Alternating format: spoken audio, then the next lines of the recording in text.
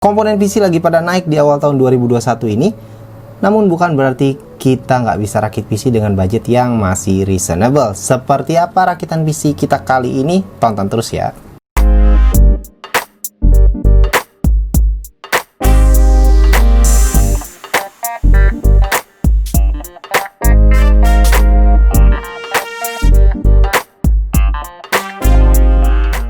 Assalamualaikum warahmatullahi wabarakatuh. Ketemu lagi di layar desktop bersama saya Andrian Anugraha. Dan di video kali ini kita kembali merakitkan PC untuk subscriber layar desktop. Kali ini dari Depok ya, dengan komponen-komponen yang seperti ini bisa teman-teman bisa lihat ya.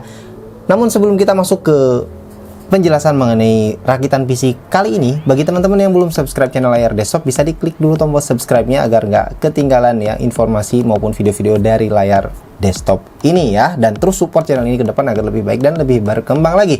Oke, seperti apa rakitan PC kita kali ini? Langsung aja kita bahas.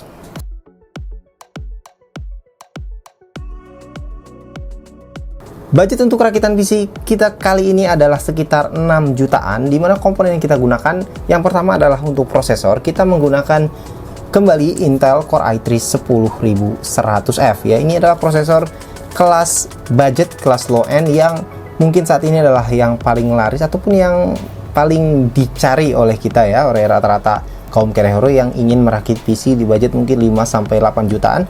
Budget total segitu, maka prosesor yang saat ini lagi menjadi primadona ini adalah Intel Core i3 10100F dengan harga yang kemarin kita dapat di masih 1,3 jutaan. Namun ternyata saat ini ya, saat saya bikin video ini, mungkin saat video ini tayang pun harganya sudah naik ke angka 1,5-1,6 jutaan. Jadi aduh sayang banget ya. Jadi tapi beruntung di rakitan kali ini kita masih dapat di harga 1,3 jutaan si i3 10100F ini. Ini memang prosesor yang luar biasa ya, makanya harganya ternyata juga ikut-ikutan naik juga ya. Oke, ini prosesor yang akan kita gunakan.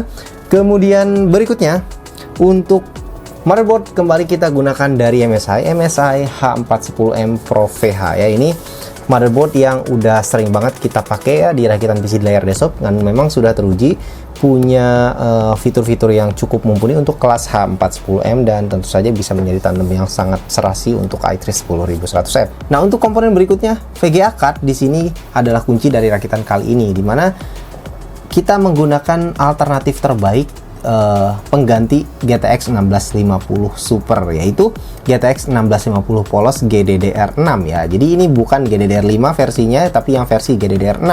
Nah, di saat 1650 Super lagi cukup langka, dan kalaupun ada harganya juga tinggi sekali gitu ya, bisa selisih 500.000 lebih mahal dibanding yang sebelumnya. Kalau untuk kaum kerehero 500.000 itu selisih yang lumayan juga gitu kan. Maka dengan budget yang ngepas, biasanya kita butuh kombinasi komponen yang pas. Nah, maka dari itu dengan budget 6 jutaan ini kita menggunakan GTX 1650 Polos GDDR6 dari Zotac ini ya. Ini seri AMP-nya.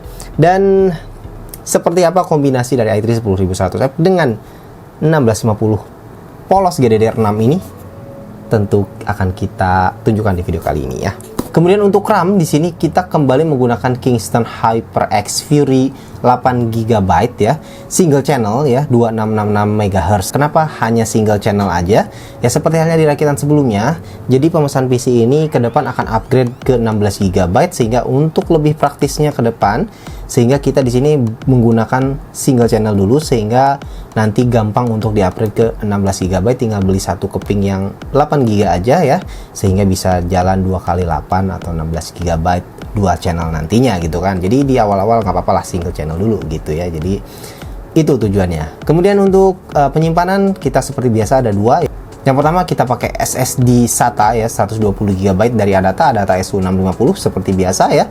Kemudian yang kedua kita gunakan harddisk 1TB dari Seagate Barracuda series ya. Dan kemudian untuk power supply kita menggunakan kembali ya power supply favorit nih ya di layar desktop, yaitu FSP HP Pro 550 watt 80 plus white atau 80 plus biasa. Ini belum bronze, tapi saya bisa bilang ini adalah salah satu power supply terbaik di kelas 500 ribuan yang ada saat ini. Jadi kita kembali menggunakan ini karena memang udah teruji kualitasnya, jadi dan sekarang lagi cukup banyak ready. Jadi ya kita ambil yang HP Pro ini, FSP HP Pro ini yang kualitasnya pastinya cukup mumpuni di kelas power supply Careho 500 ribuan yang sudah bersertifikasi 80+. Ini yang akan kita gunakan ya. Dan terakhir untuk casing ya, di sini kita menggunakan sebuah casing dari Armageddon lagi, yaitu Armageddon Nimitz N5 Aurora versi yang warna putihnya kali ini ya. Kita cukup sering menggunakan casing Armageddon Nimitz N5 Aurora ini karena memang ini casing yang murah tapi punya appearance yang bagus ya. Kalau sebelum-sebelumnya kita selalu pakai warna hitam nih beberapa kali.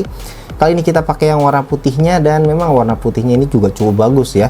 Kalau secara keseluruhan sama persis dengan yang warna hitam, beda warnanya doang. Dan kesannya dengan casing ini sudah pernah saya review juga casingnya.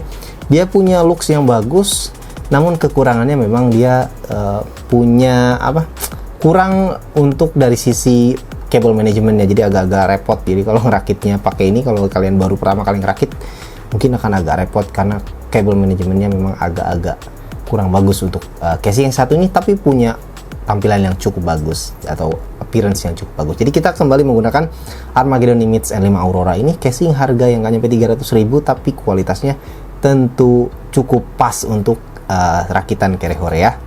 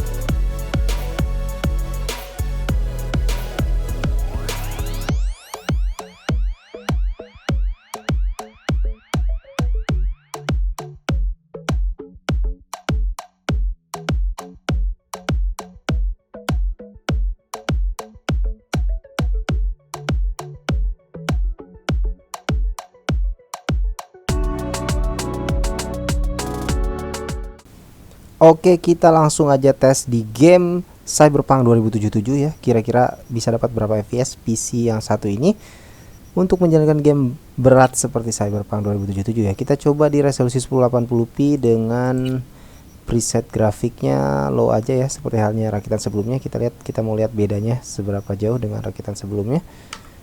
Langsung aja. Ini di sini yang sama seperti halnya di rakitan kita yang sebelumnya ya, yang menggunakan 1650 Super dengan i3 10100F. Kali ini i3 10100F lagi tapi dengan 1650 polos ya. Kita lihat 1650 polos GDDR6 kalau dibandingin sama 1650 Super, kita lihat berapa ya perbedaan FPS nya. Kalau kita lihat dari FPS nya sih ini masih sekitar 40-an juga ya, seperti halnya di rakitan sebelumnya ya.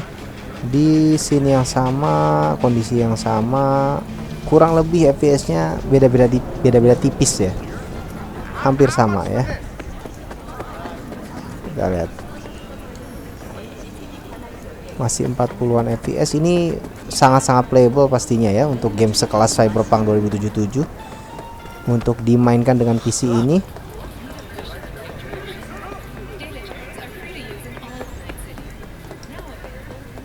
Kita lihat cukup enak main game ini. Kalau kondisi udah agak sepi bisa sampai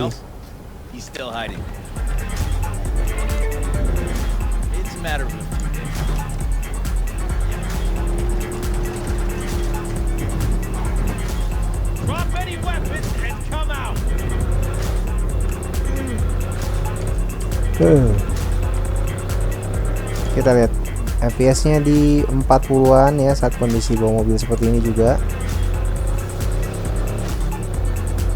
Mantap banget ini ya. Jadi PC dengan budget yang nggak nyampe 7 juta ini bisa jalanin game seperti Cyberpunk dengan lancar banget. Kondisi recording ya. Jadi kalian kalau mau streaming pakai ini juga masih bisa ya. Oke, lanjut kita tes di game favorit kita yaitu PES 2021 ya. Kali ini kita coba langsung di game ini dengan kondisi recording seperti apa. Kita coba dengan pertandingan dari Manchester City melawan Manchester United ya. Kita lihat dapat berapa FPS di resolusi 1080p dengan preset grafiknya high ya, rata kanan. Kita lihat dapat berapa FPS.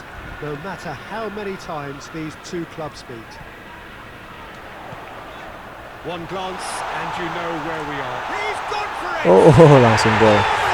Mantap. Ya, kita lihat kondisi recording ya. 100-an FPS lebih ya untuk kondisi saat kita sedang jalankan gamenya seperti ini, saat lagi main gini ya. 115 sampai ya sekitar 115 sampai 120-an ya, 120 lebih. Dengan kalau replay tadi bisa turun ya di bawah 100, tapi kalau lagi gameplay seperti ini di atas 120 ya, di atas 115 sampai 120 lebih ya. Rodri over to the left. Nyaman banget ini mainkan game ini, dan kalau kalian mau main game ini dengan kondisi recording atau streaming ya, ini pastinya pas banget ya. Jadi spek seperti ini kalau buat game-game sekelas PES ini ya cukup bisa dibilang pas banget lah ya. Jadi nggak terlalu mahal budgetnya, tapi bisa dapatkan FPS yang tinggi juga untuk resolusi 1080p ya. Ya, lanjut dengan game berikutnya. Kita coba Battlefield 5 ya. Kita coba di resolusi 1080p dengan preset grafiknya ultra ya. Kita lihat dapat berapa FPS ya di game ini.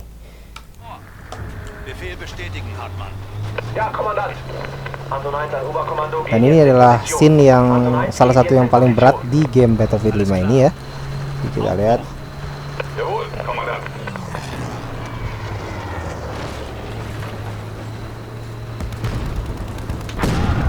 Banyak ledakan-ledakan seperti ini yang kadang membuat kalau fisiknya nggak kuat bisa ngedrop nih ya. Kita lihat.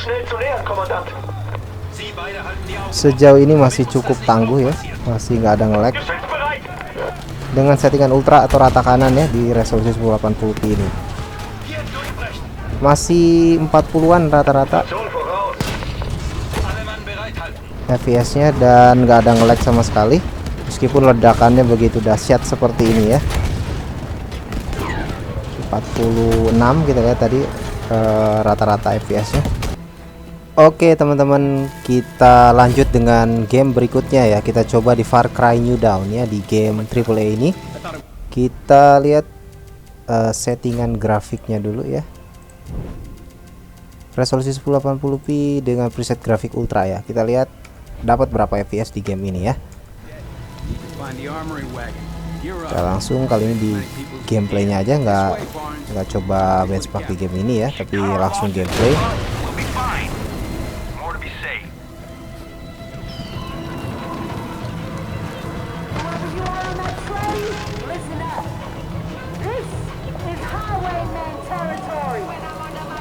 Sejauh ini masih sekitaran 50-an FPS ya, lumayan saya rasa.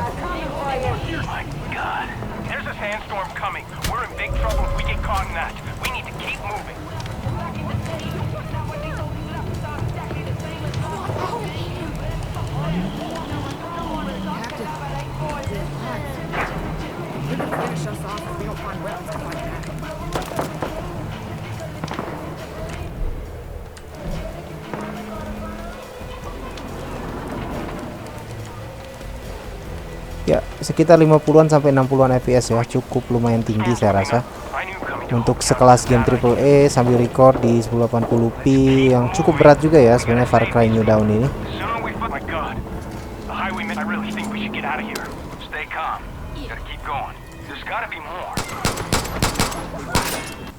Ya, lanjut kita dengan game berikutnya yaitu PUBG Steam ya. Kita coba di resolusi 1080p dengan preset grafik ultra ya. Kita lihat dapat berapa FPS ini di game ini. Sambil recording.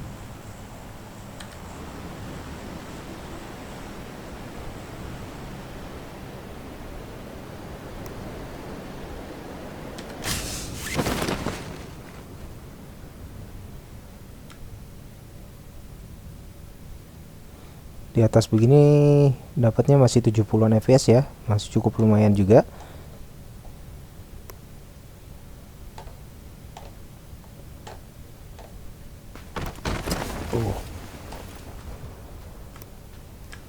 Dan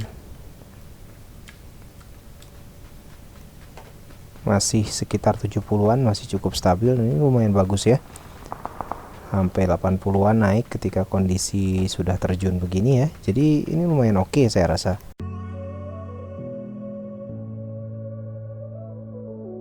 Berikutnya seperti biasa kita bahas mengenai konsumsi listrik dari PC rakitan kita kali ini ya. Jadi PC yang satu ini kita coba lihat gaming loadnya seperti apa ya. Jadi berapa watt konsumsi listriknya saat kita jalankan game. Nah di sini kita coba mainkan game Cyberpunk 2077, game yang cukup berat ya. Saat kita menjalankan game Cyberpunk 2077, di sini konsumsi listriknya adalah sekitar 140 watt saja ya. Jadi ini lebih irit dibanding PC rakitan kita sebelumnya saat gunakan i3 10100F dengan 1650 Super ya, dimana saat itu kita rata-ratanya saat mainkan game Cyberpunk adalah 170-an watt ya.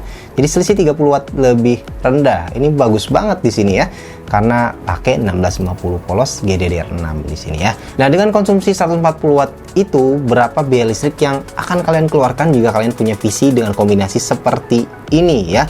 Seperti biasa kita coba simulasikan dengan pemakaian 3 jam per hari, 6 jam per hari, dan 12 jam per hari.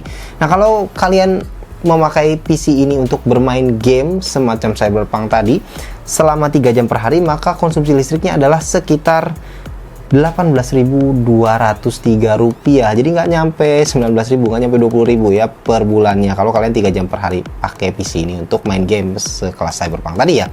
Kemudian kalau 6 jam seperti apa? Kalau 6 jam per hari itu per bulannya biaya listriknya adalah 36.406 rupiah. Jadi juga murah juga ya. Dan yang terakhir, kalau kalian adalah gamer sejati, 12 jam per hari, setengah hari kalian main game terus, nah maka per bulannya biaya listriknya adalah 72.812 rupiah. Jadi juga konsumsi listrik atau pemakaian listrik atau biaya listrik yang masih cukup hitungannya murah lah ya kalau untuk PC gaming seperti ini dengan performance yang tadi teman-teman bisa lihat juga.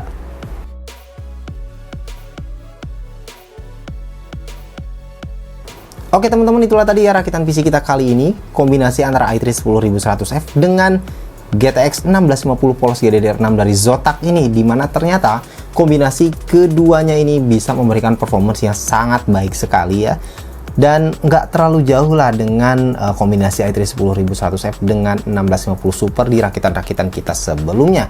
Jadi kombinasi ini mungkin bisa menjadi alternatif, apalagi 1650 polos GDDR6 ini harganya menurut saya masih reasonable lah sekarang ya.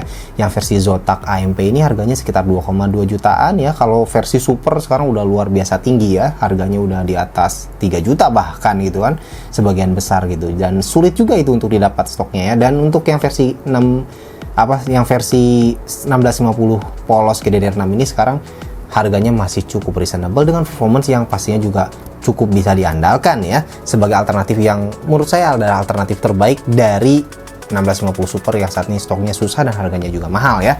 Dan kelebihannya tentu saja tadi kita lihat juga dari sisi konsumsi listrik, di mana 1650 polos GDDR6 ini lebih irit lagi daripada 1650 Super ya. Meskipun sama-sama menggunakan 6 pin di sini ya untuk PCIe power konektornya, ternyata dia lebih irit lagi ya. Kalau kita compare dengan saat gunakan 1650 Super, ini jelas lebih irit gitu ya si 1650 polos ini ya, sekitar 30-an watt lebih irit gitu ya, lumayan saya rasa ya.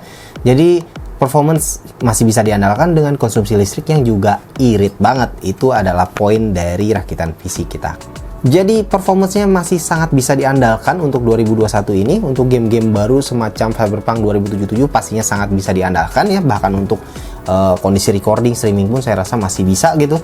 Dan dengan konsumsi listrik yang pastinya irit banget ya, si PC yang satu ini, kombinasi yang satu ini ya. Nah, PC ini budgetnya adalah sekitar 6 jutaan, nanti akan saya taruh untuk detail budgetnya.